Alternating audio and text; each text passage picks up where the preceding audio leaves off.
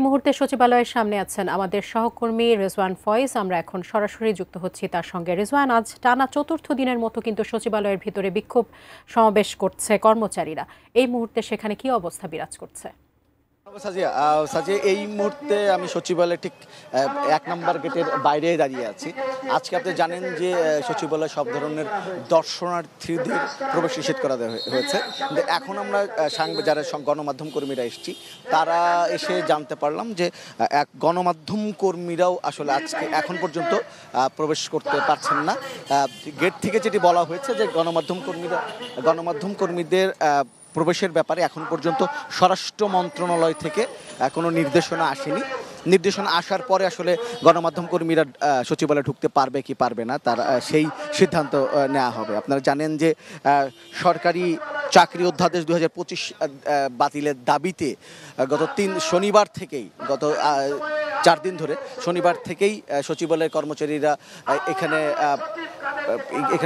বিক্ষোভ সমাবেশ করছিলেন এবং গতকাল সেই সমাবেশটি বড় আকার ধারণ করে এবং সচিবালয় কর্মচারীদের যে কয়েকটি সংগঠন আছে সেই সংগঠনগুলো মিলে বাংলাদেশ সচিবালয় কর্মকর্তা কর্মচারী ঐক্য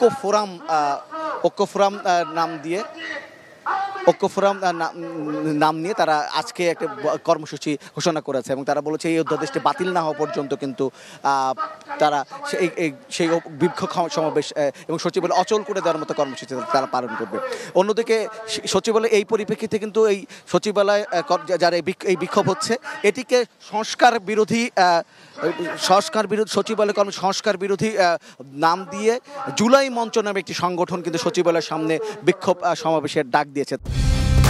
কালার এক্সপার্ট, জর্জ স্যাপ এবং মাইল্ড অন হ্যান্ডস টেকনোলজি সমৃদ্ধ অরিক্স ক্রিস্টাল ওয়াশ আপনার লন্ড্রি এক্সপার্ট। তারা বলছে যে যেসব কর্মকর্তারা এই আন্দোলন করছেন তারা আসলে সংস্কার চান না, তারা আসলে সরকারকে জিম্মি করে তারা সেখানে এই কাজ করতে চান। এর কারণেই কিন্তু তারা তার প্রতিবাদে ঠিক সচিবালয়ের উল্টো দিকে ওসমানী স্মৃতি মিলনায়তনের যে গেট সেই গেটে তারা কিন্তু অবস্থান গ্রহণ করেছে এবং তারা সেখানে বিক্ষোভ সমাবেশ করছে এবং বক্তব্য দিচ্ছে। এই পরিপ্রেক্ষিতে কিন্তু সচিবালয়ে পুরো এলাকাটি আইন শৃঙ্খলা বাহিনীর কঠোর অবস্থানে নিয়েছেন। আমি দেখতে পাচ্ছি পুলিশ, তারপরে যারা দাঙ্গা পুলিশ যেটা আমরা বলি আর্মস ব্যাটালিয়ন, তারা অবস্থান নিয়েছেন এবং সোয়াতের সদস্যরা সচিবালয়ের ১ নম্বর গেটে অবস্থান নিয়েছেন। এটা মুখোমুখি অবস্থানে আছে। ভেতরে ১১টার দিকে সচিবালয় কর্মকর্তা কর্মচারী ঐক্য ফোরামের যে সমাবেশটি সেই সমাবেশটি শুরু হওয়ার কথা রয়েছে এবং ঠিক উল্টো দিকেই সেই সমাবেশের বিরুদ্ধে বা সচিবালয় যে আন্দোলনটি চলছে তার বিরুদ্ধে সেই জুলাই মঞ্চ বিক্ষোভ সমাবেশ করছে।